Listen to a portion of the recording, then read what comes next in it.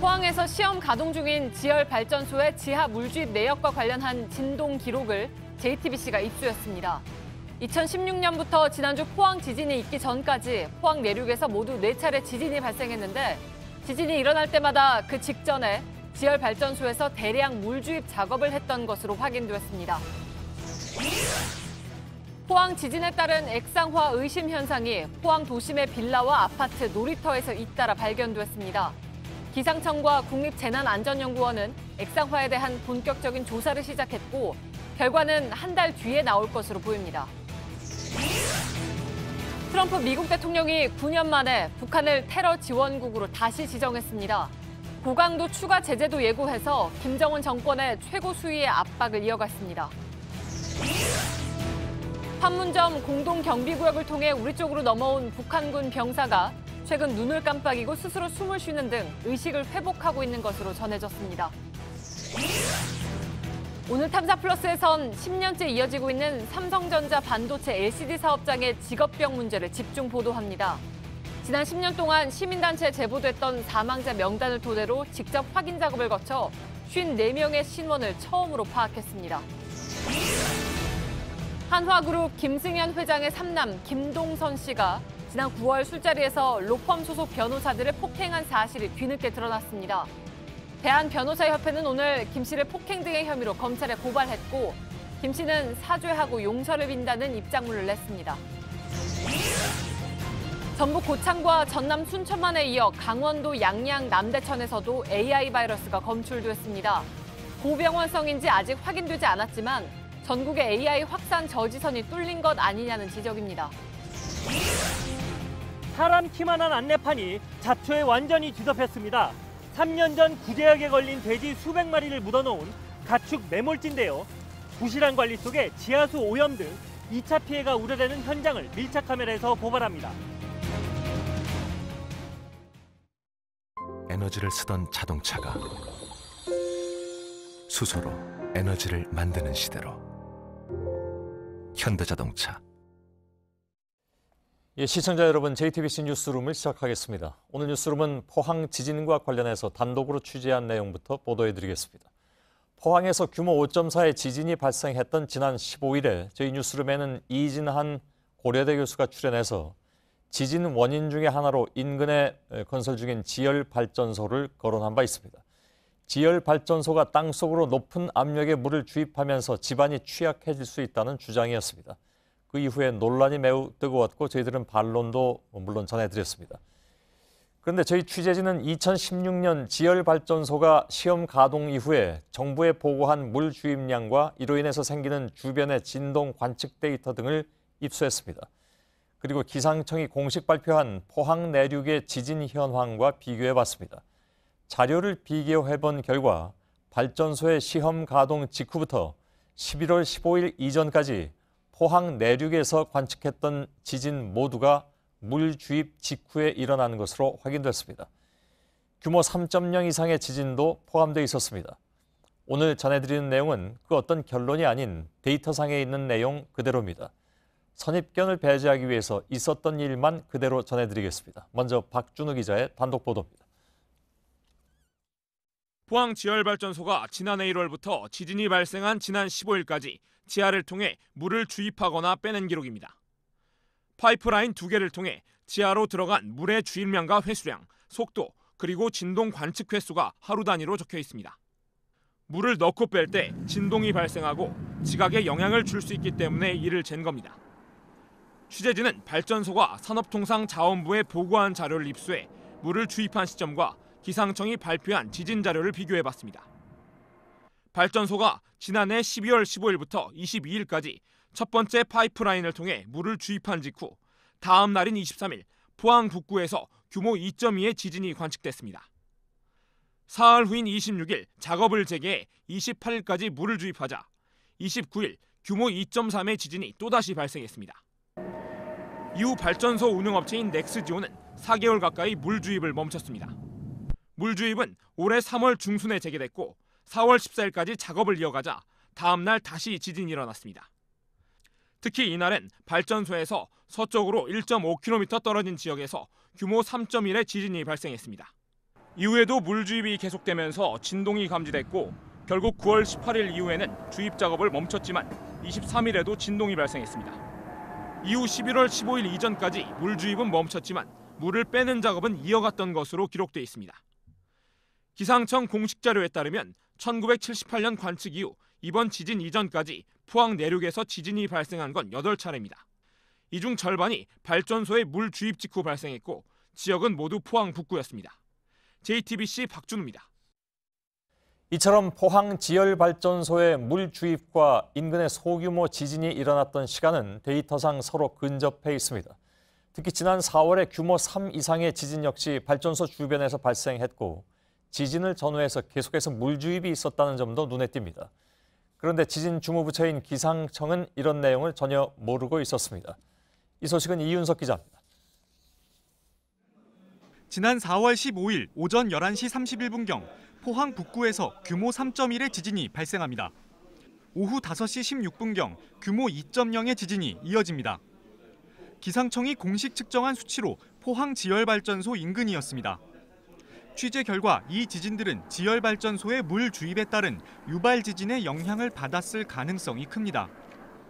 발전소는 유발 지진에 대한 정밀 측정을 위해 반경 5km 안에 9곳의 관측소를 운영 중인데 정확히 같은 시각 비슷한 수치가 잡힌 겁니다. 심지어 9차례의 소규모 지진이 더 있었던 것으로 측정됐습니다. 발전소는 지진 당일까지 20일 가까이 계속해서 파이프에 고압으로 물을 주입했습니다. 그런데 지진 주무부처인 기상청은 지열발전소가 유발 지진을 만들 수 있다는 사실 자체를 모르고 있었습니다. 유발 지진 지열 발전소 관련된 얘기는 저희도 뭐 사실은 이번에 저는 개인적으로 이번에 들었고요. 학계에서 좀 연구를 하면 될 것 같아요. 발전소 내부적으론 규모 2.0 이상의 유발 지진이 발생할 경우 기상청 등에 보고하도록 돼 있지만 기상청은 보고를 받을 이유가 없다고 밝혔습니다. JTBC 이윤석입니다. 이런 가운데 저희 취재진은 포항 지열발전소가 작성한 내부 보고서도 입수했습니다. 그런데 이 보고서에도 비화산지대 물 주입 방식 지열발전과 소규모 지진의 상관관계에 대해서 철저한 연구와 관리가 필요하다는 내용이 들어있었습니다. 안지연 기자입니다. 포항 지열발전소 참여기관들이 2014년에 만든 미소진동 관리 방안이라는 보고서입니다. 미소진동, 즉 소규모 지진에 대해 연구가 필요한데 국내에 명확한 관리 방안이 없다고 지적합니다. 또 현재 발전소가 자리 잡은 포항 인근에 지진 이력과 단층 분포 등을 철저히 조사해야 한다는 내용도 있는데 현장 조사 결과서는 첨부되지 않았습니다. 보고서는 자연 지진과 유발 지진이 겹칠 경우 원인 파악을 강조하기도 했습니다. 피해가 발생했을 때 보상과 직결된다는 이유에서입니다. 이 밖에 보고서는 2006년 스위스에서 같은 방식의 지열발전소가 규모 3.4의 지진이 발생한 뒤 전면 중단됐다거나 2009년 미국 샌프란시스코에서 주민 의료로 같은 방식의 발전소 사업이 백지화됐다는 내용도 담고 있습니다. 이에 따라 발전소도 자체적으로 지진에 대한 연구와 관리 필요성을 충분히 인지하고 있는 만큼 안전성 검증이 원점에서부터 다시 이루어져야 한다는 지적이 나옵니다. 지금이라도 범정부 차원에서 철저한 안전성 검증을 필수적으로 해야 된다. JTBC 안지연입니다. 자, 저희들이 입수한 데이터를 가지고 한 걸음 더 들어가서 분석을 해볼 텐데 미리 말씀드릴 것은 아까도 잠깐 말씀드렸습니다만 이것은 어떠한 결론, 어떤 전제를 세워놓고 저희들이 접근하고 있지는 않습니다. 있는 그대로 데이터만 들여다보고 그것을 비교 분석한 결과를 여러분께 말씀드리고 있는데요. 박준우 기자가 이 내용을 취재했습니다. 먼저 발전소 물 주입 직후에 4차례 지진이 발생한 건 맞습니다. 데이터상으로 볼 때. 네, 맞습니다. 근데 물 주입 때문에 이번 5.4 규모의 지진이 유발됐다. 이건 단정할 수 없지 않느냐. 이렇게 주장하는 학자들도 있으니까요. 단정할 수 없다고 하는 학자들도 어떻게 봐야 됩니까? 일부 학자들의 경우에는 단정할 수 없다라고 일단 하고 있습니다. 예. 근데 보시면 아시겠지만 리포트에서 보신 것처럼 이제 발전소 가동 이후인 2016년에 그 포항 내륙에서 4차례의 지진이 발생을 했는데 예. 11월 이전 이번 달 지진을 제외하면 모두 4차례입니다. 그런데 발전소 내부 자료를 확인을 해봤더니 그 4차례 지진 직전에 모두 지하로 대량의 물이 이렇게 주입이 됐다라는 겁니다. 예. 그래서 일부 전문가들은 이 물 주입이 4차례 지진의 어떤 유발 요인으로 추정할 수는 있겠지만 일단 이번 지진과의 연관성을 따지는 데 있어서는 조금 더 정밀한 연구가 필요하다는 입장입니다. 예. 그 당시에 물이 들어갈 때 압력 데이터라든가 이런 것들이 더 있어야 된다는 그런 얘기죠. 네, 맞습니다. 근데 그 들어가는 물의 양은 일단 우리가 생각하는 것보다 꽤 많더군요. 몇백 톤 수준이었으니까. 근데 지하에 물을 주입하는데 지진과 관련이 있을 것으로 추정하는 이유. 예를 들어서 이진환 교수 같은 경우에 그렇게 얘기를 했습니다만 그 이유는 뭡니까? 일단 이건 지열 발전 원리를 좀 더 살펴볼 필요가 있습니다. 예. 지열 발전을 위해서는 지하 4km 지점까지 주입정과 생산정이라는 파이프 2개가 들어가게 됩니다. 예. 굉장히 거대한 파이프인데요. 여기서 거대하다는 건 제가 그때 이진환 교수한테 물어봤을 때는 네. 직경이 한 20cm 정도 됐는데 그걸 거대하다고 표현하기는 좀 어려운 거 아닌가요? 그 길이가 상당히 길다라는. 길다. 예, 알겠습니다. 예. 이제 먼저 이제 주입정을 통해서 물을 주입시키게 되면은 지열로 인해 이제 물이 끓게 됩니다. 예. 그게 한 180도 정도라고 하는데요. 이때 이제 증기가 발생하는데 이 증기의 내부의 압력이 굉장히 많은 상태입니다. 예. 이게 다시 생산정을 통해서 이 증기가 위로 올라가게 되면은 그 압력이 발전기의 터빈을 돌리는 원리가 되겠습니다. 예. 근데 이제 이 물을 지하로 주입할 때 굉장히 강한 수압이 필요하다고 합니다. 예. 그래서 이때 진동이 당연히 자연스럽게 발생을 할 수밖에 없고 이제 물이 토양 사이에 어떤 빈틈이 있습니다. 공극이라고 하는데 그 공극의 수압이 발생하게 되면 이 힘으로 단층이 움직이게 됩니다. 예. 이게 결국 지진으로 이어지게 된다는 거죠. 예. 그게 이제 이 지진 유발설을 주장하는 학자들의 얘기입니다. 근데 이번 지진을 앞두고서는 아예 2달 동안 물 주입이 없었다. 이건 공사를 담당하는 쪽에서 지난번에 저희하고 연결이 돼서 했던 얘기이기도 한데, 맞습니다. 그래서 물 주입과 지진의 상관관계가 만일 밀접하다면 이번 같은 경우에 이미 2달 전에 물 주입을 중단했는데 거리도 한 2km 정도 떨어져 있고 따라서 이번 포항 지진과는 관련이 없다라는 주장이었습니다. 그래서 이렇게 주장이 2가지로 좀 엇갈리고 있습니다. 예. 학계 내부에서 당연히 엇갈리는 게 말씀드린 대로 영향이 있을 것이다. 라는 주장이 있고 전혀 상관이 없다라는 주장이 있습니다. 예. 먼저 이제 김영석 부경대 교수의 말씀을 들어보시겠습니다. 예. 응력이 많이 쌓여 있다고 볼 수 있기 때문에 단층들이 움직일 수 있는 상황에서 지열 발전소에서 물을 주입하게 되면 이것이 좀 더 빨리 이제 촉발이 돼서 지진이 활성화될 수 있는 가능성, 단층이 활성화될 수 있는 가능성이 있다는 거죠. 그런 단서를 제공했을 가능성은 있다. 예. 반면에 이제 지열 발전으로 인한 진동이 이번 포항 지진과는 크게 관련이 없다. 이런 포항 지진 같은 큰 지진을 유발하기 어렵다라는 입장도 있습니다. 예. 홍태경 연세대 교수의 한번 주장을 들어보시겠습니다. 규모가 5가 넘는 지진이고 그 다음에 해당 사이트와 이 지진이 발생한 위치가 2km 정도로 떨어져 있는 위치에 있기 때문에 이번 지열 발전이 지진을 유발했다고 볼 만한 그 특별한 증거가 없는 한은 일단은 물리적으로는 불가능한 지진 규모예요. 예. 홍 교수 얘기의 핵심은 요 앞에 조금 빠져 있습니다만은 규모 5가 넘는 지진이라고 얘기한 이유가 이분의 주장은 큰 지진이 작은 지진, 즉 여진을 유발하는 경우는 있어도 작은 지진이 큰 지진을 유발하는 경우는 없다라는 게 이분의 주장이거든요. 네, 맞습니다. 그래서 아무튼 반론을 얘기하고 계신 겁니다. 네. 근데 앞서 리포트를 보면 9월 이후에 물 주입은 멈췄지만 물을 빼는 작업은 계속하고 있었다고 하는데 물을 빼는 것도 어떤 예를 들어서 압력의 변화라든가 이런 거에 의해서 지진을 유발할 수도 있다고 보는 사람들이 있습니까? 이것도 조금 더 이제 정밀한 연구가 필요한 부분이긴 합니다. 예. 딱 단정지어서 말하기는 좀 어려운데요.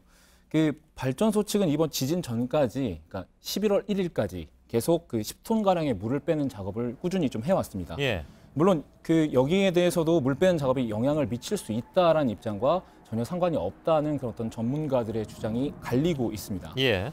그 현재 발전소 측이 정부에 제출한 자료만을 봤을 때는 인과관계를 밝히기가 어렵기 때문에 결국 좀 더 정밀 조사를 통해서 물 주입과 배출 작업이 인근 지각에 어떤 영향을 미쳤는지를 살펴봐야 한다라는 그런 주장이 설득력을 얻고 있습니다. 예. 이를 위해서 좀 필요한 세부 자료들이 있는데요.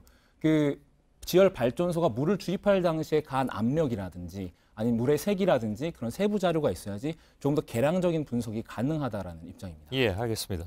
발전소를 운영하는 넥스지오 측의 입장은 지난번에 여기 계신 분이 나와서 전화로 인터뷰를 했기 때문에 이분들의 입장은 뭐 전혀 상관이 없다라는 주장이었고 아까 제가 몇 가지 말씀드린 내용이 바로 그분들의 주장에 기반하는 것이기도 합니다. 이 정도로 정리하도록 하죠. 박준호 기자였습니다. 포항에서 지진이 발생한 지 일주일이 이제 지났는데요. 잠시 다른 곳으로 이주했던 이재민들은 오늘 다시 주요 대피소인 흥해체육관으로 돌아왔습니다.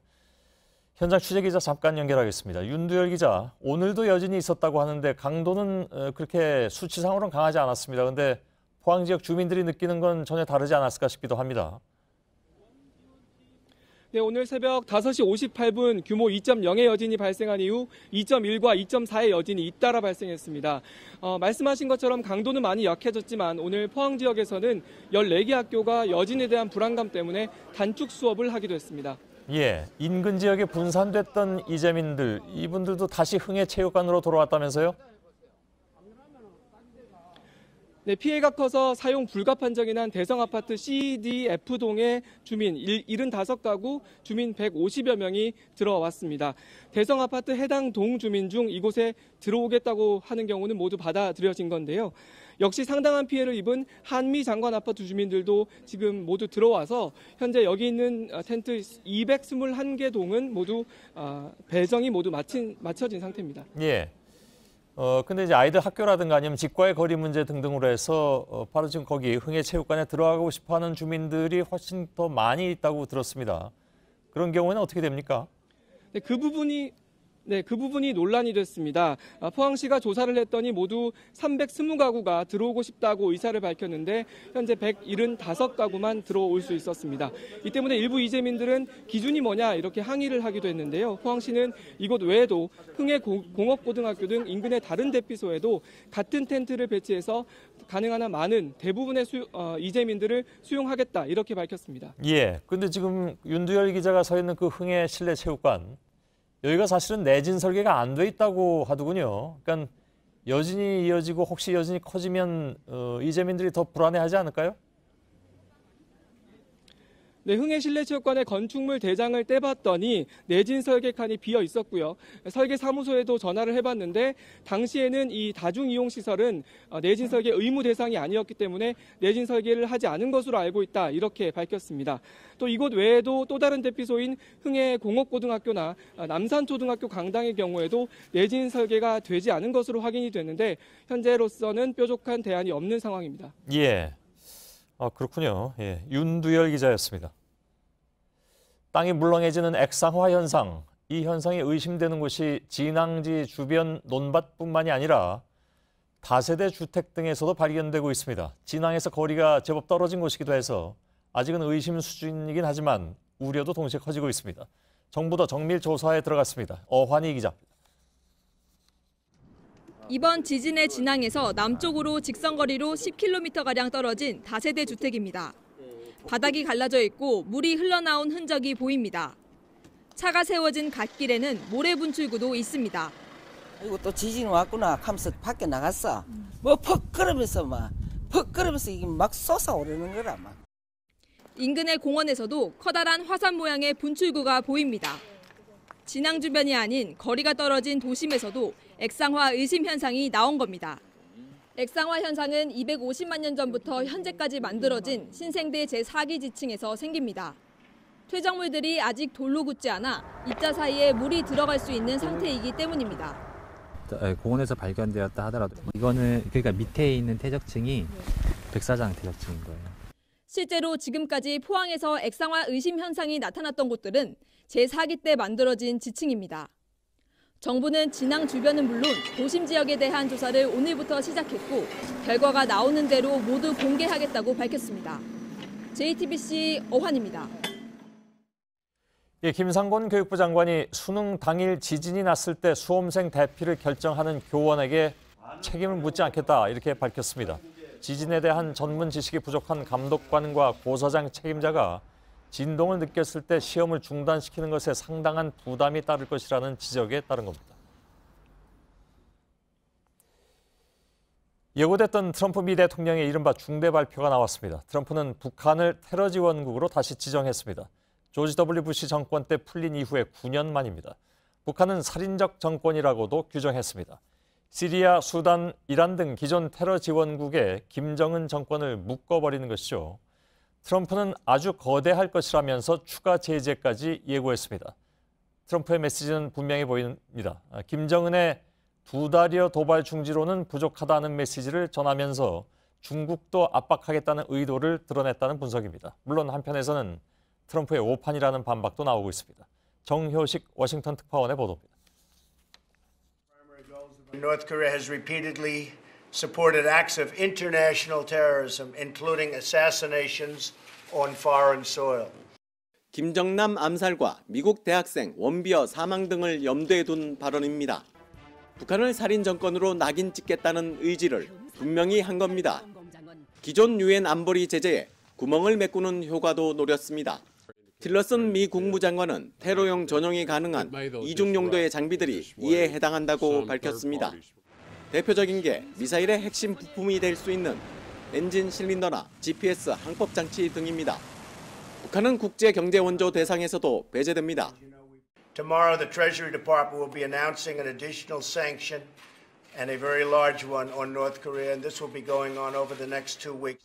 외교 소식통들은 북한과 거래하는 중국의 은행과 기업들이 추가 제재 명단에 포함될 가능성이 크다고 전망했습니다.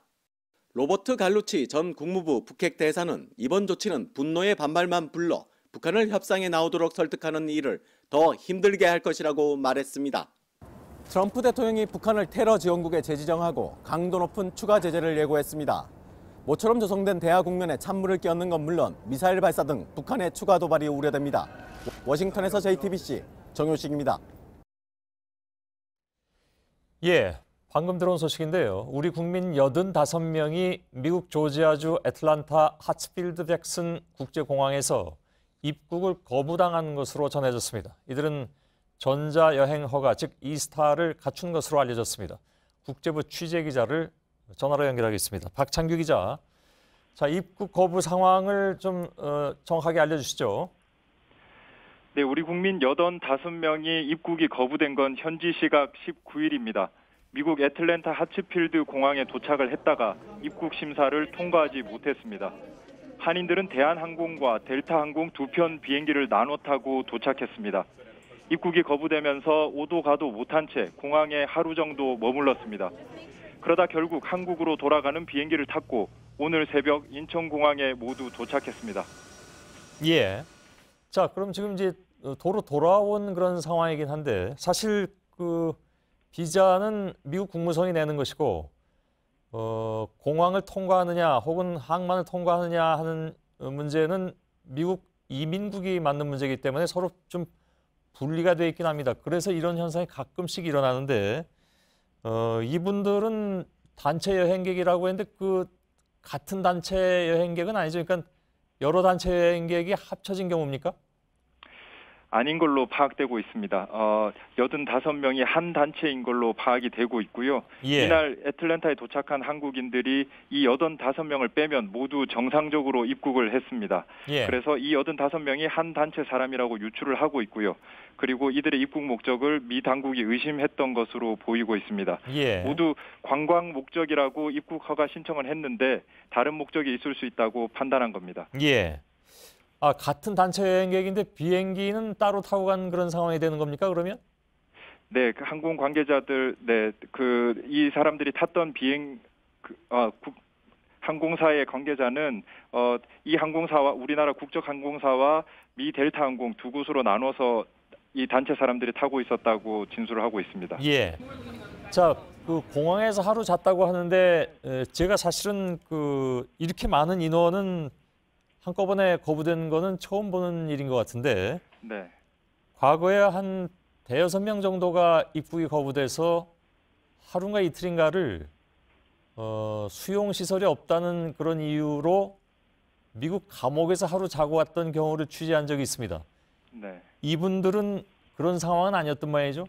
네, 이분들은 그렇지는 않습니다. 하루 정도를 입국장으로 들어가지 못하고 공항에서 머문 뒤에 한국으로 오늘 새벽 다시 돌아왔습니다. 예. 그리고 이 85명이 외교부가 조금 전 들어온 소식인데요. 이 85명이 미 애틀랜타로 수련회를 갔던 것으로 파악을 하고 있습니다. 예. 하지만 단체의 성격이나 어떤 종교인지 혹은 어떤 단체인지 정확하게 파악은 하지 못했다고 밝혔습니다.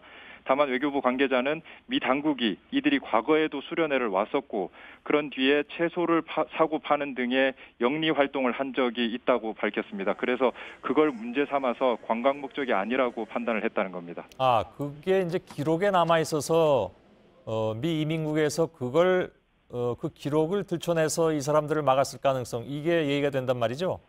네, 외교부는 지금까지 파악된 걸로는 그렇다고 판단하고 있습니다. 예. 그런데 단체 여행객으로 그것도 그 한 단체에서 갔다면 네네. 그 단체 성격이라든가 하는 것이 금방 나올 텐데 오늘 여행사가 끼어 있다든가 이런 것도 아닙니까? 여행사 여부는 아직 확인이 되지 않고 있고요. 다만 종교단체가 아닐까라고 추측은 하고 있습니다만 저희로서는 추측을 하기에는 예단일 가능성이 있기 때문에 예. 그렇게 말씀은 아직 드릴 수가 없는 상황입니다. 그렇겠죠. 그건 뭐 너무 쉽게 얘기할 만한 사안은 아니니까. 네. 우리 그 영사관이나 이런 쪽에서 뭐 더 얘기가 나온 게 없습니까? 오히려 총영사관에서는 아무것도 확인을 못하고 있다고 지금 밝히고 있습니다. 그럴 만한 게요. 미국 세관 국경보호국이 입국 거부 이유를 전혀 공식적으로는 밝히지 않고 있습니다. 예. 항공 관계자들은 미 당국이 입국을 거부할 때는 이유를 밝히지 않는 게 일종의 관행이라고 말하고 있습니다. 그런가요? 자, 이분들은 어차피 지금 돌아오셨다니까 이분 중에 어느 분이든 혹시 연결이 돼서 어떤 단체인지 그리고 어떤 이유로 이렇게 많은 인원이 한꺼번에 입국 거부가 되는지 취재가 되면 뉴스 중간에라도 알려주길 바라겠습니다. 박창규 기자였습니다. 국가정보원의 특수활동비 상납에 대해서 검찰은 국고손실과 뇌물 혐의를 적용해서 수사 강도를 지금 높여가고 있습니다. 어제도 보도를 해드렸지만 특활비 상납은 첩보 영화를 찍듯이 상당히 은밀하게 이루어졌는데 당시 전 현직 국정원장들끼리도 마치 인수인계라도 하듯이 상납 사실을 서로 확인했던 정황이 JTBC 취재로 확인됐습니다. 이지혜 기자입니다. 이병기 전 국가정보원장은 2015년 2월 국정원장직에서 물러나 박근혜 전 대통령 비서실장으로 자리를 옮겼습니다. 후임에는 이병호 원장이 임명돼 지난 5월까지 재직했습니다. 그런데 두 사람이 전현직 국정원장 신분으로 만난 자리에서 국정원의 특수활동비 상납을 공유했던 걸로 알려졌습니다. 법조계에 따르면 이병기 당시 비서실장이 이병호 당시 국정원장에게 잘 가고 있습니까? 여전히라며 국정원 특활비의 상납에 대해 묻습니다. 그러면 이병호 전 원장은 그렇다며 특활비가 잘 전달되고 있다는 취지의 답을 했다는 겁니다. 특활비 상납에 대해 전현직 원장들이 인지하고 제대로 이루어졌는지를 서로 확인했다고 볼 수 있는 정황입니다. 특히 두 사람은 이헌수 당시 기획조정실장의 배달 사고 가능성이나 신임할 수 있는지 여부도 서로 대화를 통해 확인한 것으로 알려졌습니다. 검찰은 이병기, 이병호 두 전 원장들이 상납 사실을 공유하게 된 경위와 각자의 상납 목적에 대한 조사도 벌이고 있습니다. JTBC 이지혜입니다. 예, 그런데 자유한국당에서는 어제와 오늘 국정원이 대통령에게 특수활동비를 상납한 것이 법무부와 검찰의 특수활동비 배분 관행과 뭐가 다르냐면서 그러면 법무장관과 검찰총장도 처벌하라 이렇게 요구하고 있습니다. 그러나 자유한국당이 여당이던 MB정부에선 정반대 입장이었던 것으로 확인됐습니다. 윤영탁 기자입니다. 자유한국당은 법무부가 검찰의 특수활동비를 대신 받은 뒤 그중 일부를 남기고 주는 관행도 수사 대상이라고 주장합니다. 수사에 써야 마땅한 검찰 특활비를 법무부가 유용한 것은 인사권을 가진 법무부에 대한 검찰의 상납이자 뇌물입니다. 이에 따라 이 문제를 따지자며 청문회 개최도 요구했습니다. 하지만 자유한국당의 전신이 탄생시킨 이명박 정부 땐 여권의 입장이 달랐습니다. 그럼 법무부에서는 특수활동비가 왜 필요한 건가요? 검찰을 지휘감독하는 입장에 있고 법무부도 정부군 연관성이 있기 때문에 그렇습니다. 당시 야당에서 검찰청별로 특수활동비를 편성해 투명성을 높이자고 제안했을 때도 여당으로서 법무부가 통째로 타내는 기존 방식 유지를 주장했습니다. 이 때문에 박근혜 전 대통령의 국정원 특수활동비 사적 유용 정황이 드러나고 있는 상황에서 뒤늦게 법무부와 검찰의 특수활동비를 도마에 올린 건 앞뒤가 맞지 않는다는 지적이 나옵니다. JTBC 윤영탁입니다. 국정원의 특활비 상납과 법무부 검찰 간의 특활비 배분의 비교는 잠시 후에 팩트체크에서 정확하게 짚어드릴 예정입니다. 청문회를 주장하고 나선 건 한국당이지만 특활비 유용의 의혹은 계속해서 홍준표 대표 쪽으로 향하고 있습니다. 홍 대표는 연일 특활비 문제에 대한 자신의 해명을 페이스북에 올리고 있는데 올릴 때마다 반론이 불거지고 있는 상황입니다. 사실 이 문제는 홍 대표가 성완종 리스트 수사를 받을 때 선거 자금으로 쓴 뭉칫돈이 성완종 씨로부터 받은 돈이 아니라 특활비를 생활비로 쓰라고 집에 가져갔던 돈에서 남은 것이라고 했었죠. 신혜원 기자입니다. 홍 대표가 국회 특수활동비를 처음 거론한 건 2015년 5월 성완종 리스트 사건 때입니다. 검찰이 홍 대표의 계좌에 담긴 1억여 원에 대해 성완종 전 경남기업 회장으로부터 받았는지 여부를 수사하자 특수활동비를 아내에게 건넨 것이라고 해명한 겁니다. 원내대표는 국회 대책비가 나옵니다. 내 활동비 중에서 남은 돈은 내 집에 생활비로 줄 수 있습니다. 출처를 알 수 없는 뭉칫돈을 설명하기 위해 갑자기 특수활동비를 들고 나온 건데 특활비 유용이 이슈가 되면서 당시 쏟아낸 말들을 수습하기 어려운 상황이 된 겁니다. 최근 논란에 다시 불이 붙자 홍 대표는 당시 여당 관계자는 물론 야당 원내대표들에게도 특활비 일부를 건넸다고 말을 바꿨습니다. 당시 야당 원내대표였던 민주당 원혜영 의원은 사실 무근이라며 법적 대응을 시사했습니다. 그러자 홍 대표는 기억에 착오가 있을 수 있다며 다시 말을 바꿉니다. 그러면서 특활비 일부를 여야 간사에게 지급하는 건 국회의 오래된 관행이라고도 덧붙였습니다. 하지만 당시 운영위 야당 간사였던 서가번 전 의원은 10원 한 푼 받은 일이 없다고 재차 반박했습니다. 단 한 푼도 주지는 않았어요. 그래놓고 와서 지금 오늘은 또 기억의 착오라고 그랬습니다. 이게 지금 스텝이 꼬인 거 아닙니까? 특활비 유용 논란을 피하기 위해 말을 바꿀 때마다 계속 사실과 다른 것으로 확인되면서 논란은 커지고 있습니다. JTBC 신혜원입니다. 한화그룹 김승현 회장의 셋째 아들 김동선 씨가 폭행 혐의로 또 수사를 받을 것으로 보입니다. 김 씨는 함께 술을 마시던 법인 김앤장 소속 변호사들의 뺨을 때리고 머리채를 잡은 혐의를 받고 있습니다. 대한변호사협회가 검찰에 고발장을 접수했고 경찰도 내사에 착수했습니다. 먼저 이서준 기자의 보도입니다. 한화그룹 김승현 회장의 셋째 아들 김동선 씨는 지난 9월 법무법인 김앤장 소속 신입 변호사들과 술자리를 가졌습니다. 만취한 김 씨는 자신을 부축해준 변호사의 뺨을 때리고 여성 변호사의 머리채를 잡는 등 무리를 일으킨 것으로 알려졌습니다.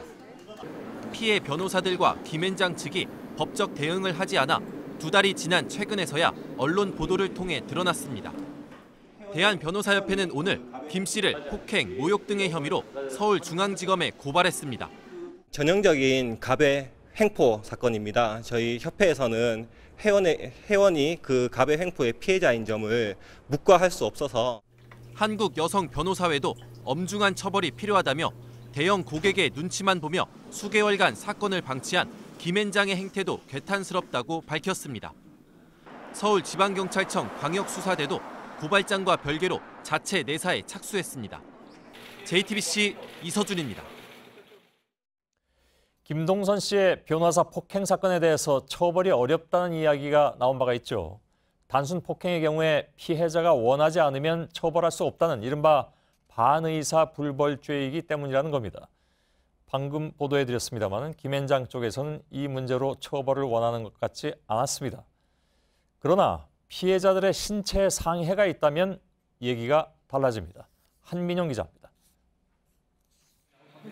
김동선 씨가 단순 폭행 혐의를 받는다면 피해자 의사에 따라 처벌 가능성이 달라집니다. 현행법상 폭행죄는 피해자가 처벌을 원하지 않으면 재판에 넘길 수 없습니다. 이른바 반의사 불벌죄이기 때문입니다. 수사는 가능하지만 법원의 판결 등을 통한 처벌이 어려운 겁니다. 하지만 머리채를 잡히는 과정 등에서 신체에 피해가 발생한 상해 혐의가 있다면 얘기는 달라집니다. 상해죄는 피해자 의사와 상관없이 죄를 물을 수 있습니다. 검찰 관계자는 폭행의 방식과 정도, 당시 상황에 따라 상해죄 적용도 가능해 보인다고 설명했습니다. 이 경우 수사기관이 인지수사를 통해 김 씨를 재판에 넘겨 법원의 판단을 받을 수 있습니다. 특히 김 씨는 지난 1월에도 만취 상태로 술집 종업원을 폭행한 혐의 등으로 구속돼 1심에서 집행유예가 확정됐습니다. 집행유예 기간에 또다시 재판에 넘겨지면 가중 처벌 대상이 됩니다. 김 씨는 오늘 입장문을 발표하고 당시 상황에 대해 만취 상태라 거의 기억나지 않는다, 치료를 받겠다고 했습니다. JTBC 한민용입니다. 네, 문재인 대통령이 홍종학 중소벤처기업부 장관을 임명했습니다. 문 대통령은 사람 일이 마음 같지 않다고 했는데 야당에선 홍종학 씨는 장관이 아니라 전 의원일 뿐이라고 응수했습니다. 정재훈 기자입니다. 문재인 대통령이 홍종학 중소벤처기업부 장관을 공식 임명했습니다. 사람 일이 마음 같지 않다며 임명에 반발해온 야당에 양해를 구하면서입니다. 조각을 마무리하는 것이 매우 좀 시급하고 또 중소벤처기업부의 좀 갈 길이 바쁘다라는 사정들을 감안해서 양해를 해주시기를 당부를 드립니다. 이로써 문재인 정부 출범 이후 195일 만에 조각이 완료됐습니다. 김대중 정부의 174일을 넘겨 조각 완료까지 최장 기록을 갱신한 겁니다. 자유한국당은 인정할 수 없다며 여전히 반발했습니다. 문재인 정권이 아무리 홍종학 씨를 장관이라고 우겨도 국민은 홍종학 씨를 홍종학 전 의원이라고 부를 겁니다. 자유한국당은 홍 장관 임명을 예산안 처리나 법안 통과와 곧바로 연계하진 않겠다는 입장입니다. 다만 국회에서 가동할 수 있는 모든 수단을 동원해 청와대와 맞서겠다고 밝혀 정기국회 회기 중 여당과 충돌이 예상됩니다. JTBC 정재윤입니다. 내분에 휩싸인 국민의당이 당의 진로를 놓고 끝장 토론을 열었습니다. 바른정당과 연대하거나 통합하려는 안철수 대표 측과 이걸 막으려는 호남 의원 중심의 반대파가 정면으로 충돌했습니다. 국회 취재기자 연결하죠. 류정화 기자, 오늘 끝장 토론이 몇 시간 동안 진행이 됐습니까? 네, 오늘 오후 2시에 이곳 국회 본관에서 시작됐는데요. 1시간쯤 전인 저녁 7시 반쯤 끝이 났습니다. 5시간 반 정도 끝장 토론을 한 겁니다. 국민의당 의원이 모두 40명인데요. 해외 출장 중인 의원 등 4명을 제외하고 36명이 자리를 지켰습니다. 네, 안철수 대표는 사실상 통합으로 가겠다라는 뜻을 밝혔죠? 네, 최종 방향은 바른정당과의 통합이고 그게 최선의 선택이다, 이렇게 말한 겁니다. 통합의 시기와 내용에 대해선 당내 의견을 충분히 들어보겠지만 기본적으로 바른정당과의 통합이 목표라는 점을 분명히 한 겁니다. 안 대표 측으로 분류되는 의원들도 바른정당과 국민의당의 안보관이 다르지 않다거나 지방선거를 위해 수도권에서는 통합이 필요하다, 이런 논리로 안 대표를 엄호한 것으로 전해졌습니다. 네. 반면에 이제 반대파는 뭐라고 했습니까? 네, 호남 중진 의원들을 중심으로 안 대표가 그간 통합 논의와 관련해 말을 바꿔왔다면서 사과를 요구했는데요. 거짓말을 하지 말라, 이렇게까지 압박한 것으로 전해졌습니다. 특히 정동영 의원의 경우 국민의당이 사는 길은 정치공학이 아니다라면서 바른정당과의 통합을 정치공학으로 평가절하했고요. 조배숙 의원도 통합을 해도 효과가 크지 않다면서 통합 무용론을 제기하기도 했습니다. 네, 결국에 양측이 입장 차이만 좀 확인을 한 건데 그럼 앞으로 국민의당의 계획에 대해서는 나온 게 있습니까? 네, 일단 의원총회를 마친 후에 김경진 원내대변인은 통합 논의가 당의 분열 원인이 되어선 안 되고 당이 화합하자는 쪽으로 의견을 모았다, 이렇게 말했습니다. 우선 바른정당과의 정책 연대를 하면서 신뢰를 쌓은 후에 선거연대 등 진전된 논의를 이어가겠다는 건데요. 이에 따라 일단 당권을 쥐고 있는 안 대표는 원외 인사들과도 만나가면서 통합 절차를 밟아 나간다는 계획입니다. 반면 박지원, 정동영, 천정배 의원 등은 당내 의견차를 확인한 만큼 평화개혁연대라는 조직을 결성해서 통합 반대파를 세력화하겠다는 뜻을 밝혔습니다. 하지만 반대파도 여전히 탈당보다는 당내 투쟁에 무게를 두고 있어서 명분을 차지하려는 양측의 집안 싸움은 오히려 거세질 가능성이 있습니다. 네, 류정화 기자가 전해드렸습니다. 우리 쪽으로 넘어온 북한군 병사가 스스로 호흡하면서 안정을 찾아가고 있습니다. 여기가 남쪽이 맞느냐, TV를 보고 싶다, 이렇게 직접 말할 만큼 의식을 되찾았습니다. 주치 이국종 박사는 내일 병사의 상태를 브리핑하기로 했습니다. 박현주 기자입니다. 두 차례 수술을 거친 북한군 병사가 의식을 되찾았습니다. 인공호흡 장치에 의존하는 대신 스스로 호흡하며 회복세가 뚜렷한 겁니다. 정부 관계자는 북한군 병사가 여기가 남쪽이 맞느냐, TV를 보고 싶다고 직접 말할 정도로 의사표현은 되는 것 같다고 설명했습니다. 또 이번 주말쯤 합동신문을 실시해 다음 주 중 신원과 귀순 동기를 파악할 수 있을 것이라고 밝혔습니다. 앞서 해당 병사는 지난 13일 공동경비구역을 넘어오는 과정에서 복부와 어깨 등 대여섯 군데 총상을 입은 채 헬기로 긴급 이송됐습니다. 수술 이후에도 장파열로 인한 감염과 폐 손상, 급성 담낭염 등이 우려되는 위독한 상황이었지만 이제 고비는 넘긴 것으로 보입니다. 의료진은 며칠간 상태를 지켜본 뒤 군 병원이나 수사기관 산하시설로 신병을 옮길 예정입니다. 환자분이 완전히 깨어나고 의식도 차리고 깨어나고 통상적인 이제 합병증의 시기를 벗어나는 기간이 있습니다. 그 기간에서 충분히 이탈했다고 생각될 후에 아마 전원이 되지 않을까 그렇게. 의료진은 내일 공식 브리핑을 통해 병사의 상태를 밝힐 계획입니다. JTBC 박현주입니다.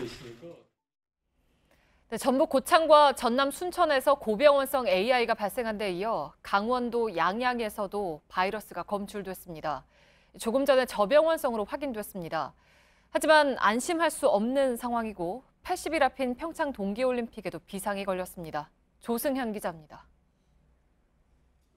야생조류 분변에서 H5형 AI 바이러스가 검출된 강원도 양양 남대천 하구입니다. 반경 10km 안에서 긴급 차단 방역이 이루어졌습니다. 검출 지역을 소독을 하고 있습니다. 물론 곁들여서 이제 헬수도 쳐서 일반인들이 출입을 못하게 할 겁니다. 다행히 양양은 H5N2와 H5N3 두 가지 형의 저병원성 바이러스로 확인됐습니다. 최악의 상황은 면했지만 방역 당국은 바짝 긴장하고 있습니다. 고병원성 AI가 확진된 전북 고창, 전남 순천과 수백 킬로미터 이상 떨어진 양양에서 바이러스가 나왔기 때문입니다. 전국 확산이 시간 문제란 우려도 나옵니다.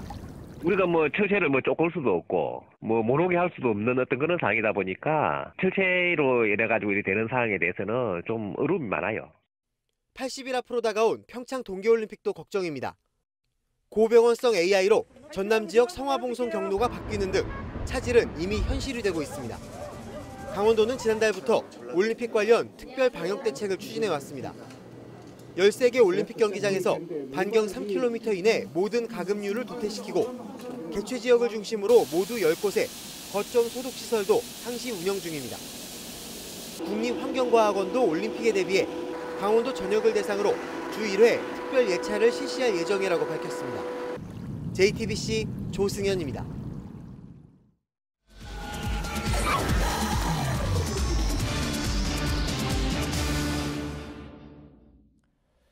오늘 삼성전자의 직업병 문제를 본격적으로 다루겠습니다. 삼성전자 사업장의 직업병 문제는 올해로 10년째입니다. 다른 사업장들도 있는데 왜 삼성전자의 경우는 사망자가 이렇게 많은가? 정확한 조사는 이루어지지 않았고 실제 피해 규모도 알려진 바가 없습니다. 저희 취재팀은 얼마나 많은 노동자들이 이 작업장에서 근무한 뒤에 희귀병에 걸려서 사망했는지를 처음으로 추적해서 인적 사항을 모두 알아냈습니다. 백혈병 20명을 포함해서 1차로 확인된 사망자는 54명이었습니다. 박진규 기자입니다. 10년만 아이들 옆에서 살았으면 좋겠다. 한 20, 30%밖에 안 된다고 얘기 들었을 때 5년 생존율이 그렇게 됐을 때 너무너무 무서웠거든요. 고 이혜정 씨는 지난 추석 때 세상을 떠났습니다. 1995년부터 3년간 삼성 반도체 기흥 공장에서 일했고 2013년 전신성 경화증 판정을 받았습니다. 10만 명당 한두 명 정도가 걸리는 희귀 질환이었습니다. JTBC는 시민단체 반올림에 제보된 국내 주요 기업 반도체, LCD 부문 사망 명단 84명 가운데 삼성전자 80명의 신원을 추적했습니다.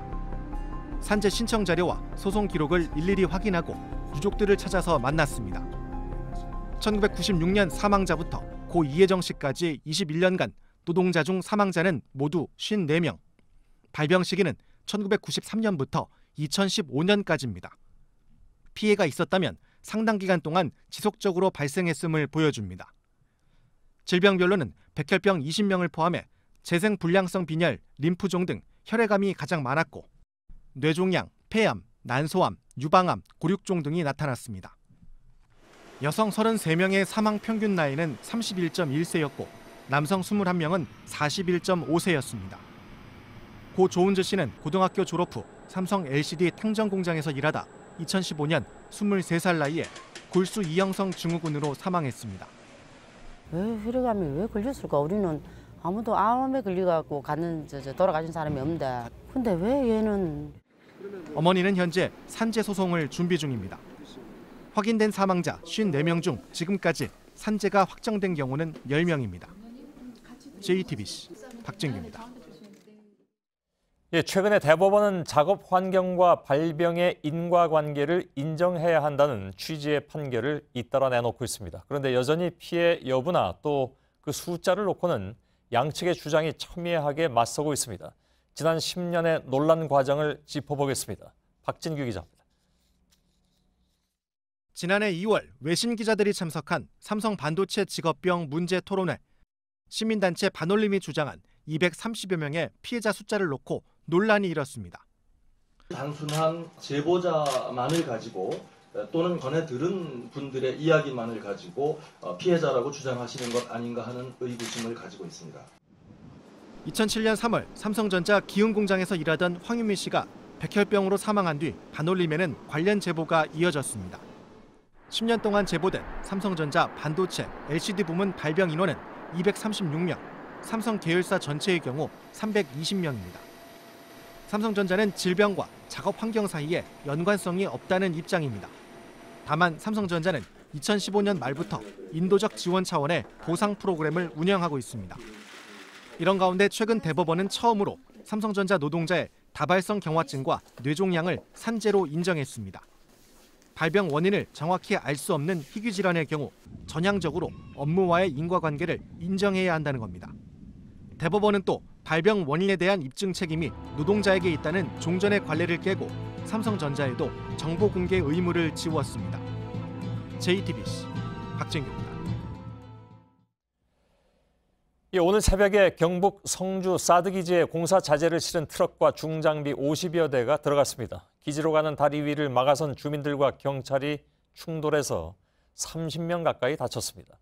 이곳에서 경찰과 주민들의 충돌은 올 들어 벌써 세 번째입니다. 정영재 기자입니다. 컨테이너와 트럭으로 막아선 다리 위. 경찰 5천여 명이 다리 양방향에서 들이닥칩니다. 경찰이 화목난로에 소화기를 뿌리자 뿌연 연기로 뒤덮이며 아수라장이 됩니다.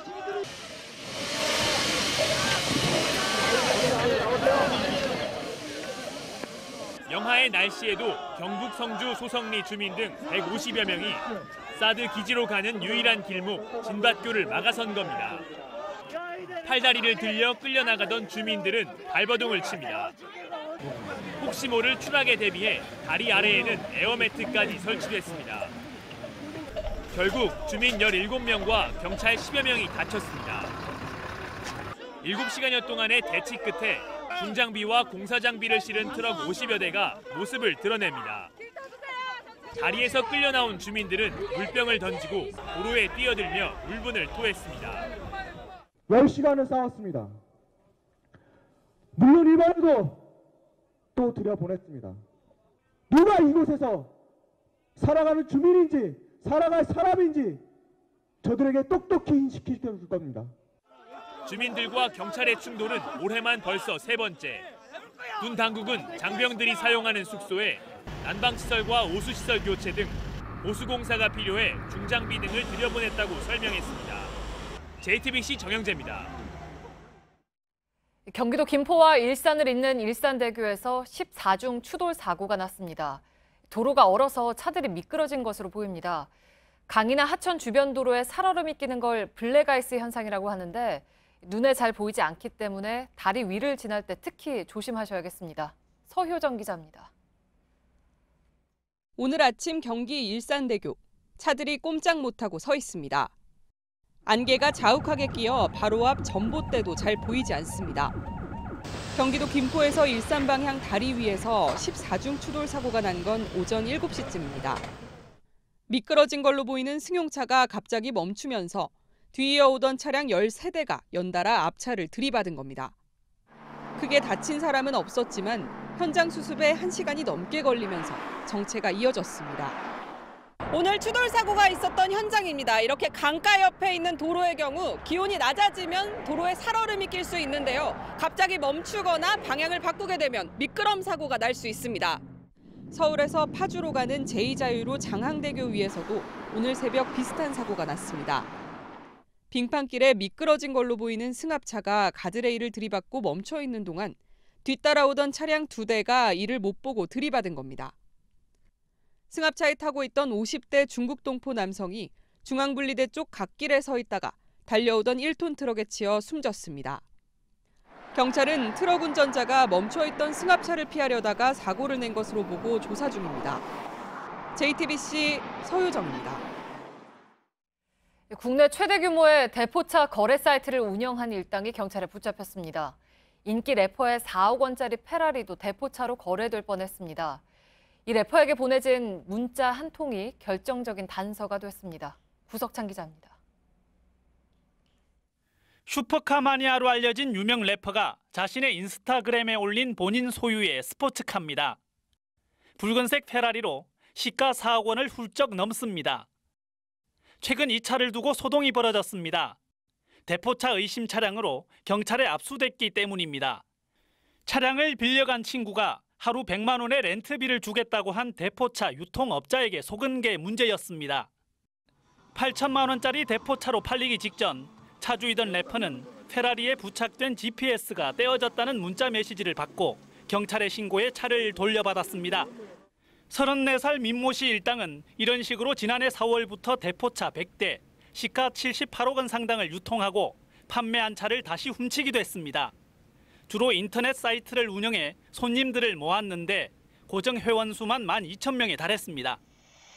대포차는 소유자와 실제 운행자가 다르다 보니 범죄에 악용되기 일쑤였습니다. 건달들도 있고 대부업자들, 회사원인데 헐값에 고가의 외제차를 타고 싶은 사람들 많이 이용했습니다.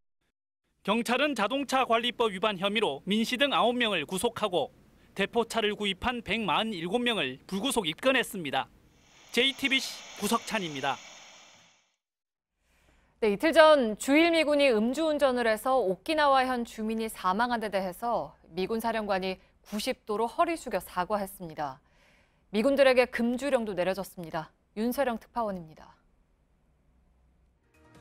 지난 19일 새벽 오키나와현 나하시에서 주일 미 해병대 소속 대원이 운전하던 차량이 소형 트럭을 들이받았습니다.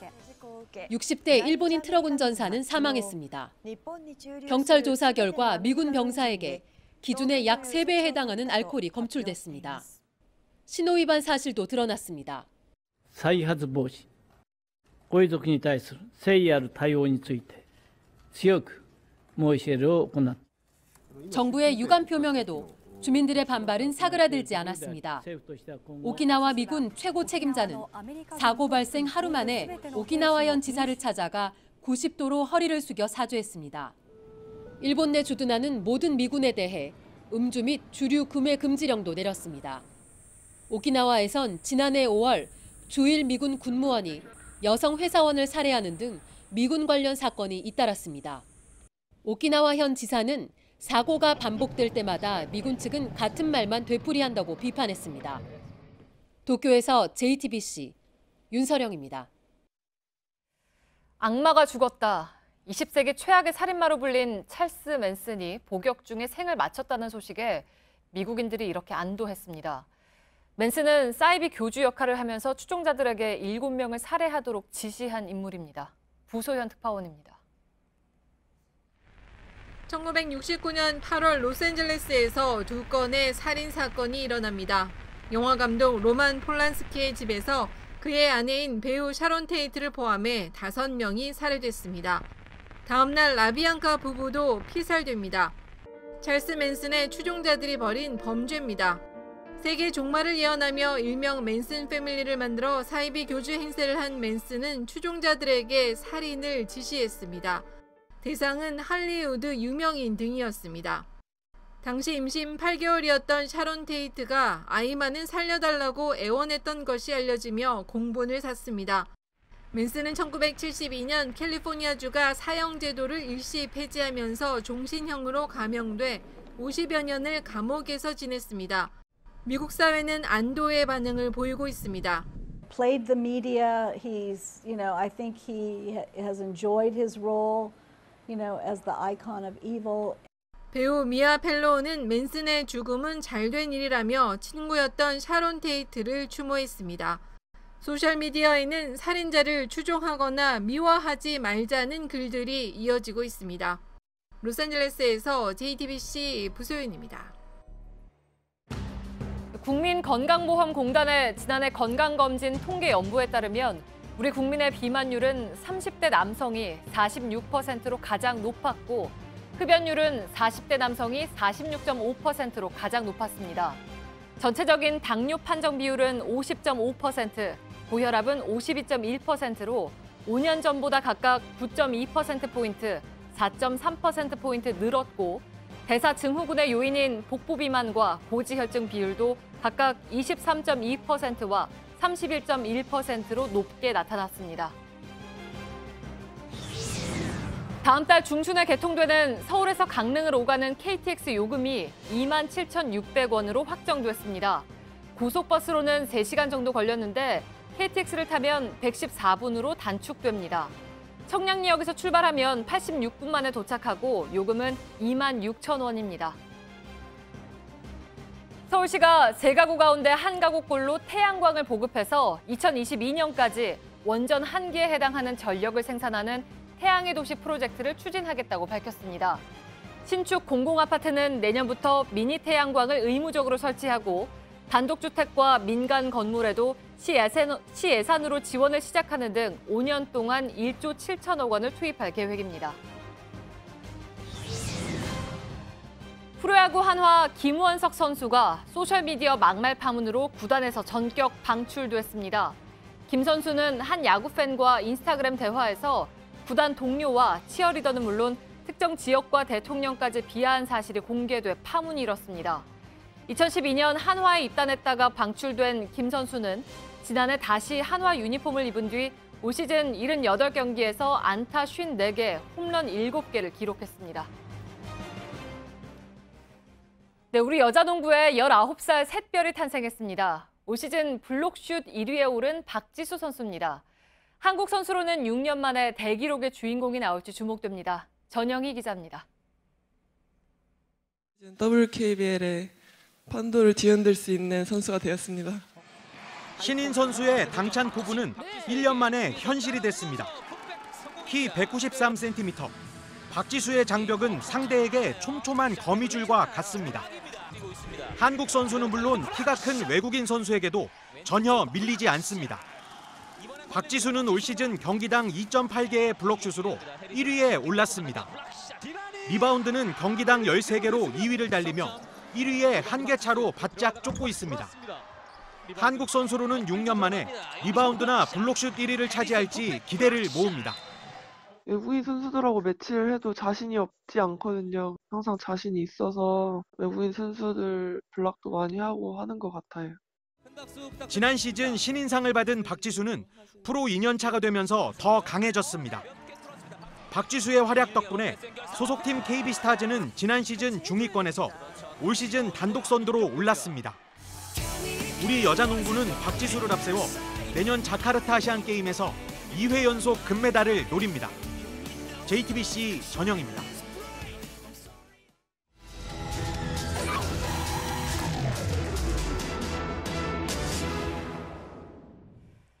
네, AI가 전국으로 번질 수 있다는 걱정이 많습니다. 그런데 AI나 구제역 같은 전염병이 돌면 수만 마리의 가축들을 땅에 묻게 되죠. 이렇게 만들어진 가축 매몰지가 6천여 곳이고 지금은 1,200곳 정도가 남았습니다.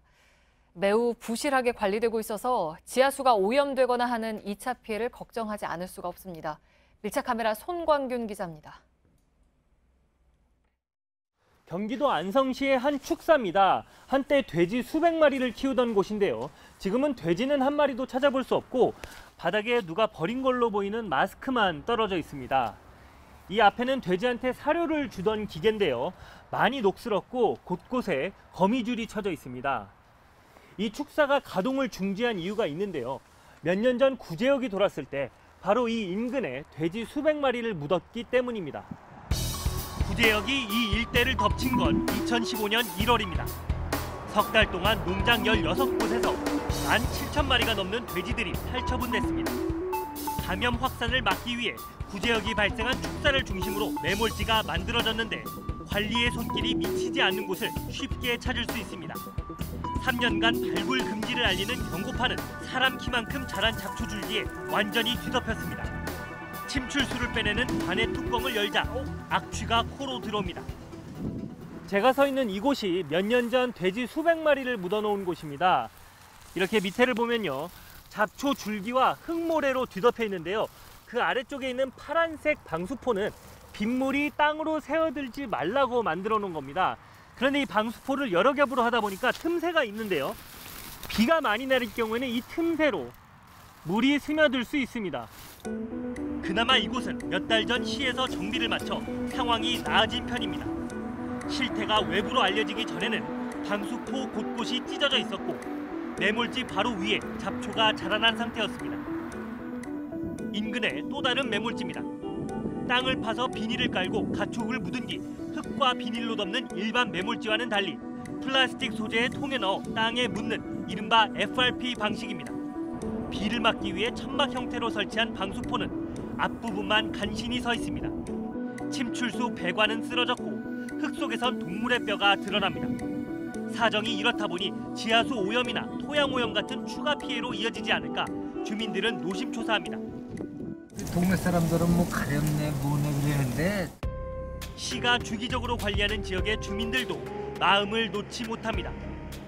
아주 뭐 돼지면 다 파묻었는데 다 파묻었다고 돼지 다 파묻었다고 몇 번씩 파묻었어요.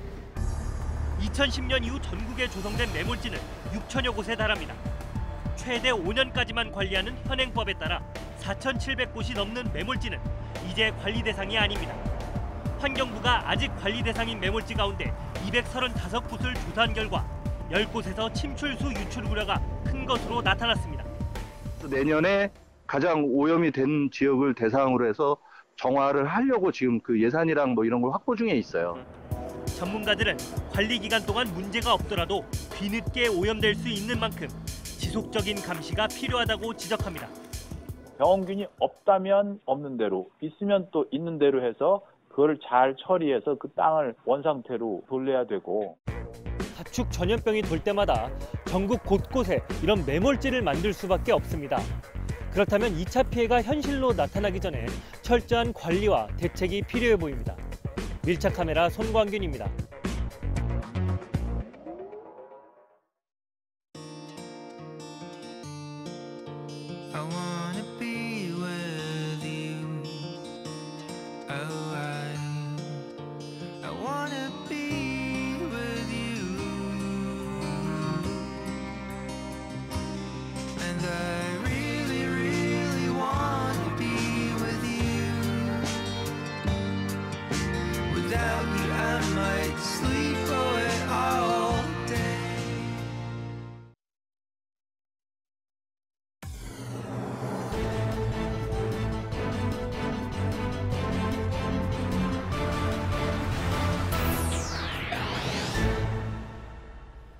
뉴스룸의 앵커 브리핑을 시작하겠습니다. 이 시간에 식사는 다 하셨기를 바랍니다. 1년이면 한두 번씩 학교에 체변 봉투를 가져가던 때가 있었습니다. 회충이 있는지를 조사해서 있으면 구충약을 먹어야 했던 시절이었습니다. 여기가 남한이 맞습니까? 가까스로 의식을 찾았다는 북한 병사 몸속에 가득했던 그 기생충은 이젠 아스라해진 옛 기억을 다시 소환했죠. 언론들은 그 기생충을 대서특필했고 북한의 실상을 새삼 알게 된 것처럼 말했지만 설마 그것으로 체제의 우월성을 확인했다고 생각한 분들은 안 계셨으리라 믿습니다. 아무튼 학자들에 따르면 기생충은 의외로 사람에게 해를 주지 않으려 노력한다는군요. 숙주가 죽지 않아야 그 몸에 기생해서 오래오래 살 수 있기 때문에 기생충은 좁은 내장 안에 몸을 웅크리고 숙주가 먹는 음식을 조금씩만 받아 먹으면서 함께 평생을 살아갑니다. 우리가 잘 알지 못하는 기생충의 세계는 이렇게 참으로 교묘하고 교활한 데가 있는 것 같습니다. 끈끈하고도 긴밀했던 청와대와 국정원의 뒷거래 방식이 알려졌습니다. 007 첩보작전을 방불케 했다던 돈다발의 상납 방식. CCTV도 없는 으슥한 북악 스카이웨이는 영화에 나오는 얘기 같았고 서울시내 한복판 광화문의 소극장 앞은 등잔 밑이 어둡다는 옛 속담을 일깨웠습니다. 어쩌면 그들의 관계 역시 숙주와 기생충과도 같은 관계는 아니었을까. 문제는 누가 숙주이고 누가 기생충과 같은 존재였나를 구분하기도 어렵게 그들은 공생관계였다는 것. 돈을 건넨 쪽은 그렇게 해서 권력을 나눠 받았고 돈을 받은 쪽은 그렇게 해서 또한 권력을 유지한 관계. 어린 시절 선생님 앞에 서서 구충약을 한 움큼 삼켰던 날 하늘은 그 독한 약 때문에 온종일 노란 빛으로 어지러웠는데 음습한 곳에서 위정자들이 나누어 먹은 우리의 피 같은 세금을 생각하면 어쩔 수 없이 또 어지러워지는 오늘의 앵커 브리핑이었습니다. 그리고 오늘도 사족 하나를 답니다. 한 숙주 안에서 일생을 마치는 게 아니라 숙주를 중간에 바꿔야 살아갈 수 있는 기생충도 있는데 예를 들어서 중간 숙주가 쥐이고 최종 숙주가 고양이인 기생충의 경우는 쥐의 뇌를 공포에 무감하도록 조정해서 급기야 고양이에게 잡아먹히게 만든다 하니 권력끼리 나눠먹은 돈은 결국 그들 모두를 공포에 무감하도록 만들었던 모양입니다.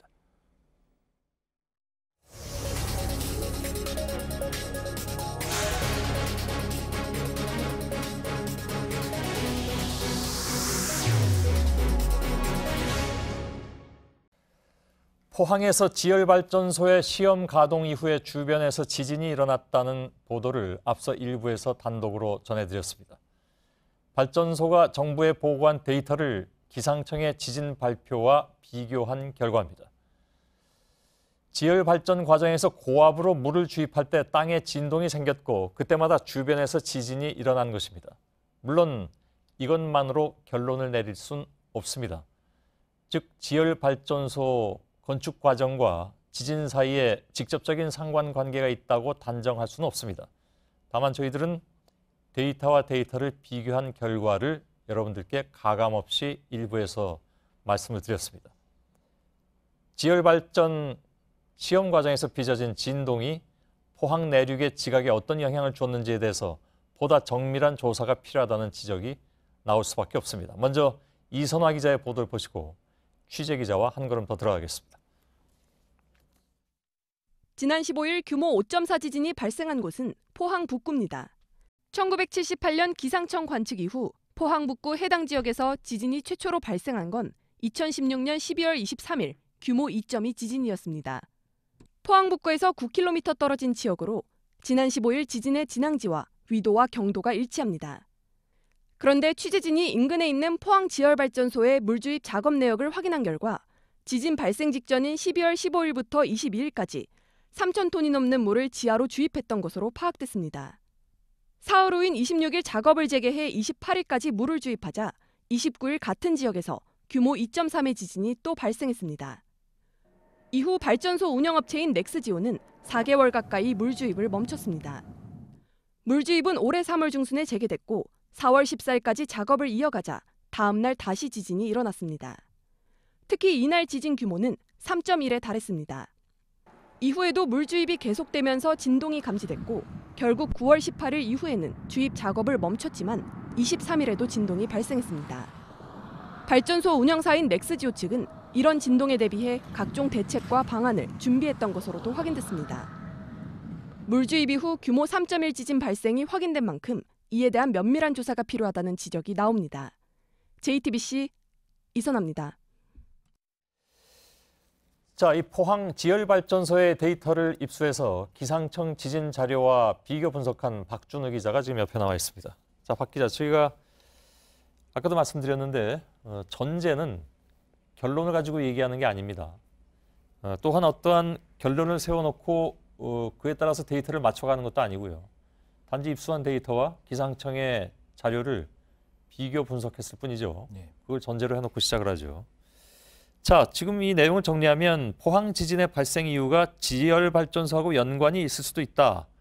왜냐하면 이거는 지난번에 이진환 교수가 바로 지진이 일어났던 날 이 자리에 나와서 했던 얘기이기도 하고 그 이후에 많은 논란을 가져온 내용이기도 해서 이 데이터를 오늘 저희들이 입수해서 제공을 하는 것인데 아무튼 단정하기는 어렵다는 건 맞는 거죠. 예, 아직 단정하기는 확실히 어렵습니다. 예. 그 포항 내륙에서 지진이 발생한 건요. 그 1978년 기상청 관측 이후에 8차례였습니다. 예. 근데 이제 2002년 이전에는 다 포항시 남쪽이나 이제 서쪽이 대부분이었는데요. 예. 근데 2016년 12월 23일 발생한 지진은 포항시 북구.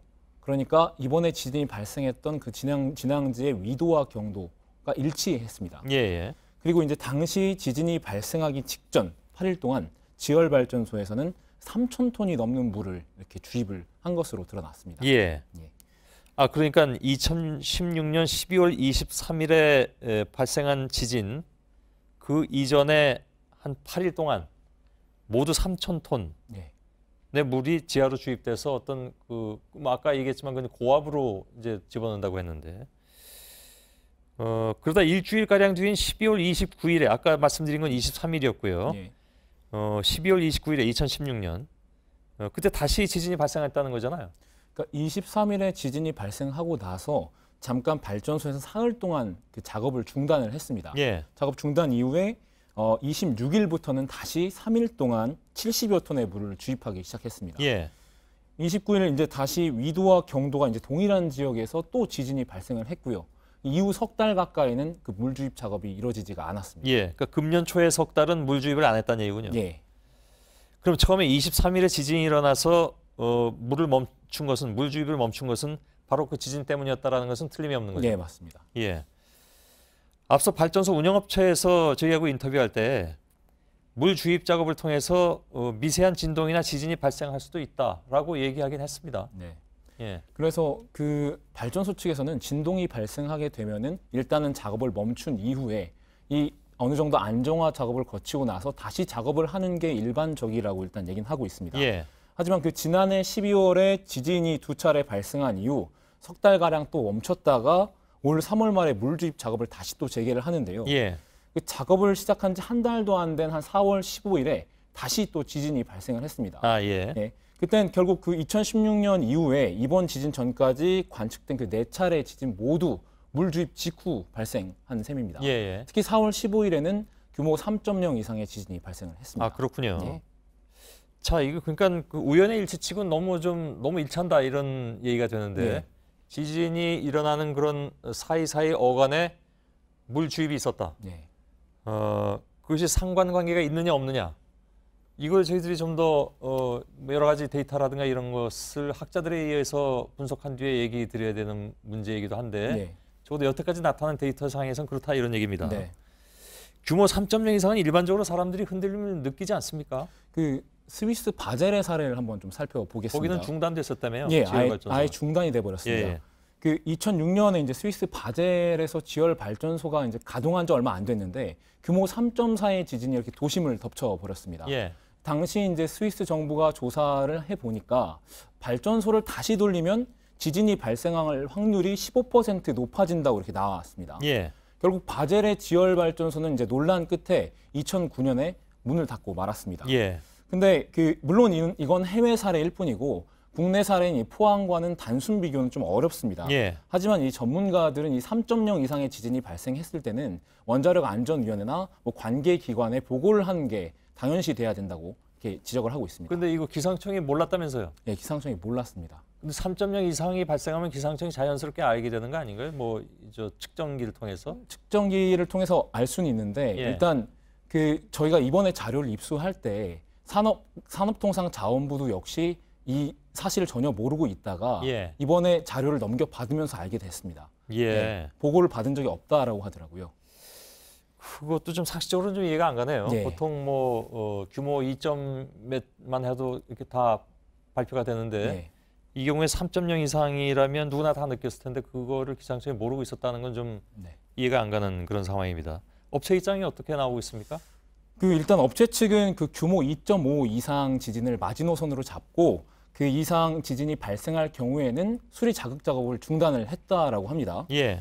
그래서 올해 4월 15일에 이제 3.0 이상의 지진이 발생했을 때는 그 내부적으로 논의를 거쳐서 2.5보다 더 기준을 강화해서 2.0으로 잡자. 2.0이 이상으로 발생했을 때는 그때는 무조건 작업을 중단하자라고 내부 논의를 마쳤다라고 합니다. 예. 근데 문제는 이제 관계부처에 보고를 했었는지 본인들도 불분명하다라고 이렇게 밝히고 있습니다. 다시 예. 한번 확인을 해보겠다라고 저희한테 이제 밝혔는데요.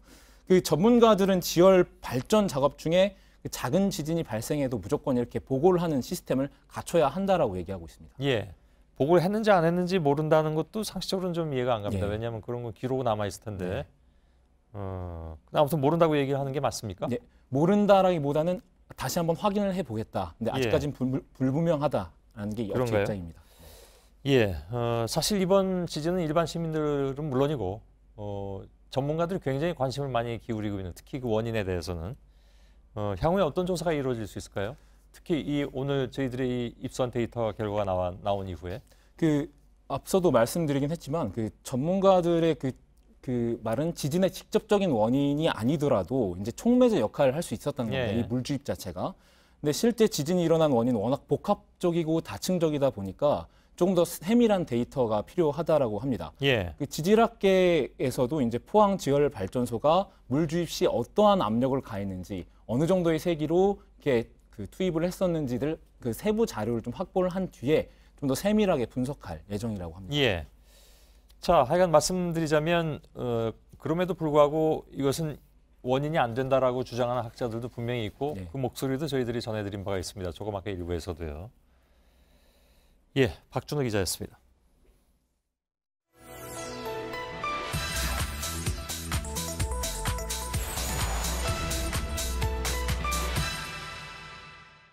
올해는 특수활동비 예산 285억 원 가운데 105억 원을 법무부에 보냈는데 이 돈은 주로 법무부 장관과 검찰국이 써온 것으로 알려졌습니다. 네, 검찰의 특수활동비 예산은 285억 원이다. 이 가운데 105억 원을 법무부에 상납했다. 자유한국당 소속 의원들이 한 목소리로 주장하고 있습니다. 사실인지 또 근거가 있는지 팩트체크해서 확인을 했습니다. 오대영 기자, 우선 검찰의 특수활동비 285억 원이 맞습니까? 그렇지 않습니다. 285억 원은 검찰만의 예산이 아니고요. 법무부와 검찰의 특수활동비를 모두 합한 금액입니다. 네. 법무부와 검찰이 나눠 쓰도록 되어 있습니다. 이걸 심의하고 의결한 주체가 바로 국회인데 그 국회에서 잘못된 주장이 나오고 있는 겁니다. 네, 그러니까 마치 이제 검찰이 285억 원 가운데 상당액을 상납한 것처럼 주장을 했는데 그게 아니라는 거군요. 그렇습니다. 사실이 아닌 주장은 언론 인터뷰 또 자유한국당의 공식 회의석상에서 반복적으로 나오고 있습니다. 들어보시죠.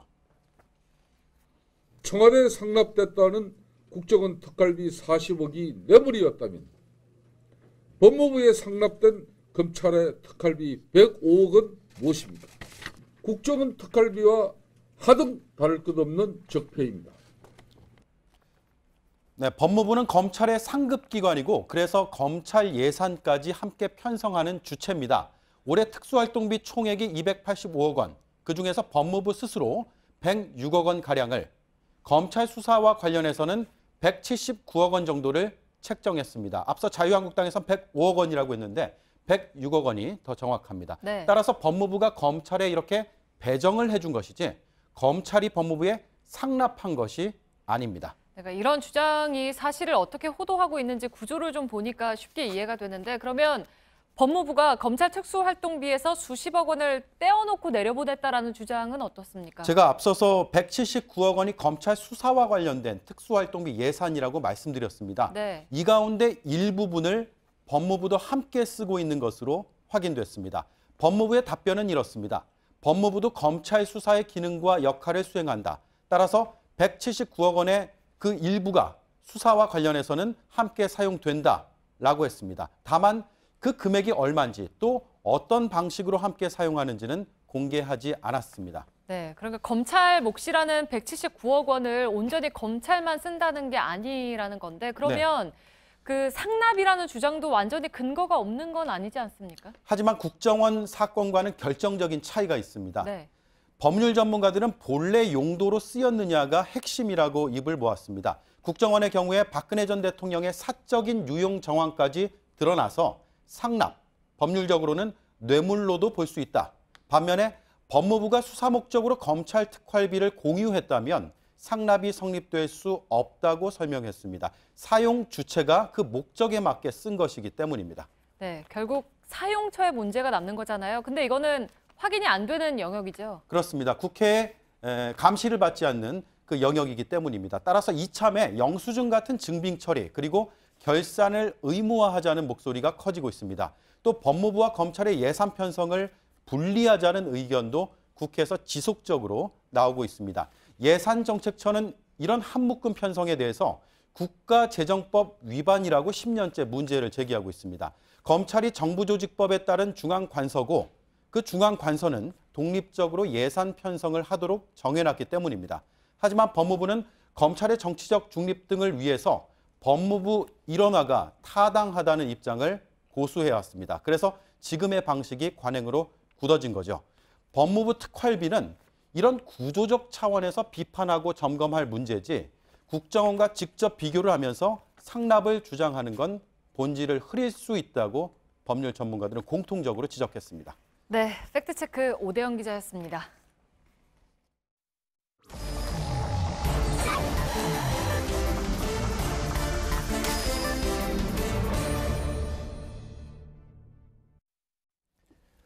예, 비하인드 뉴스를 진행하겠습니다. 박성태 기자가 나와 있습니다. 첫 번째 키워드를 열죠. 예, 첫 번째 키워드는 또 비행기가 없었다입니다. 예, 무슨 얘기인가요?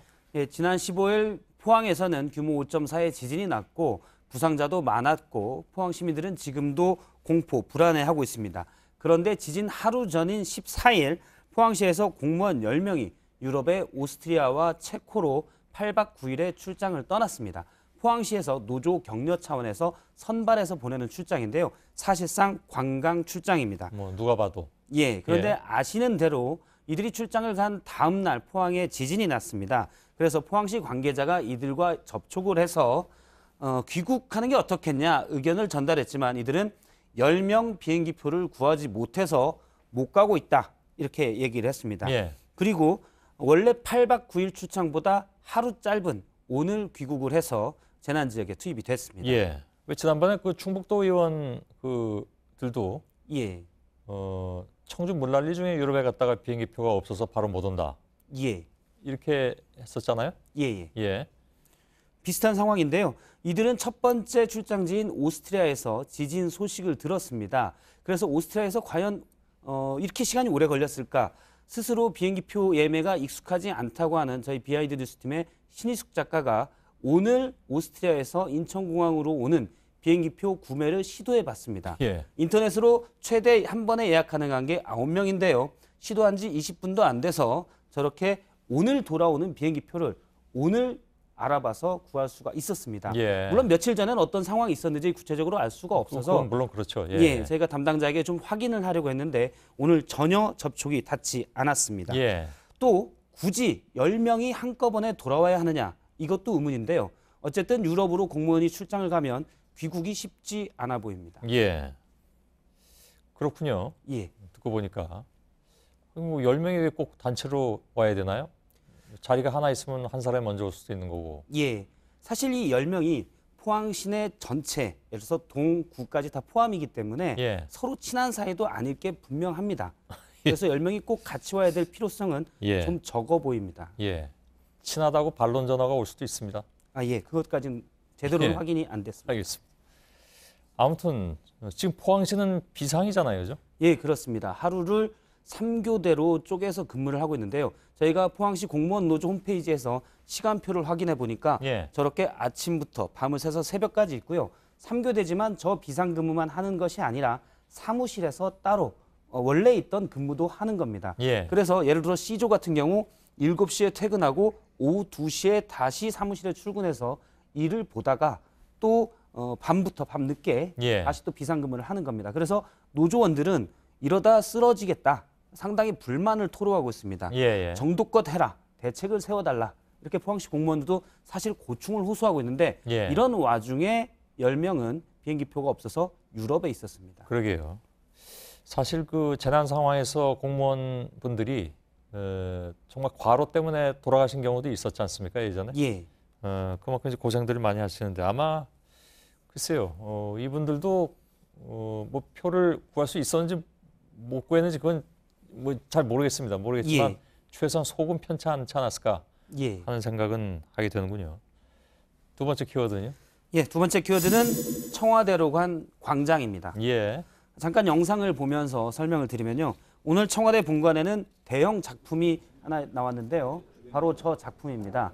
이목상 화백이 그린 광장의 서라는 작품인데 지난해부터 이어진 촛불 집회에 나왔던 시민의 마음들을 108개 캔버스에 담아낸 겁니다. 오늘 문재인 대통령이 국무회의에 앞서 저 작품에 대해서 설명을 하고 그리고 기념 촬영을 하기도 했습니다. 예. 지금 뭐 김현미 국토교통부 장관이 조종환 문체부 장관에게 나 사진 좀 찍어줘 해가지고 저렇게 기념 촬영하는 모습도 볼 수가 있었습니다. 예. 그림이 굉장히 크네요. 예, 원래 이목상 화백이 그린 거는 캔버스 108개, 그래서 16m가 넘습니다. 예. 그런데 청와대 본관 벽이 길이에 한정이 있어서 30개를 떼내서 78개의 캔버스가 쓰였습니다. 예. 108개가 처음에 쓰여서 이것도 무슨 의미가 있냐 제가 이목상 화백에게 오늘 직접 물어보니까 원래 작업실 공간이 좀 제한적이어서 더 크게 하고 싶었는데 108개밖에 안 나왔다고 합니다. 우연이라고 했고요. 그림을 흙을 이용해서 그렸습니다. 마치 물감처럼 흙을 이용해서 그렸는데 자세히 보면 문구에 뭐 탄핵 또 아웃 뭐 이런 것 문구들도 나와 클로즈업을 있습니다. 하니까 보이는군요. 예, 그렇습니다. 전체적으로 저 그림 중에는 지금 저희가 이제 화면은 확보를 못했는데 문재인 대통령과 이재명 성남시장의 모습도 그림에 있었습니다. 예.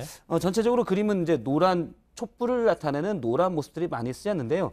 이목상 화백은 노란 촛불의 물결을 표현한 거라고 합니다. 바로 민심의 물결인데 본인이 촛불 집회에서 가장 감명받았던 부분을 그림으로 표현한 것이라고 했습니다. 예.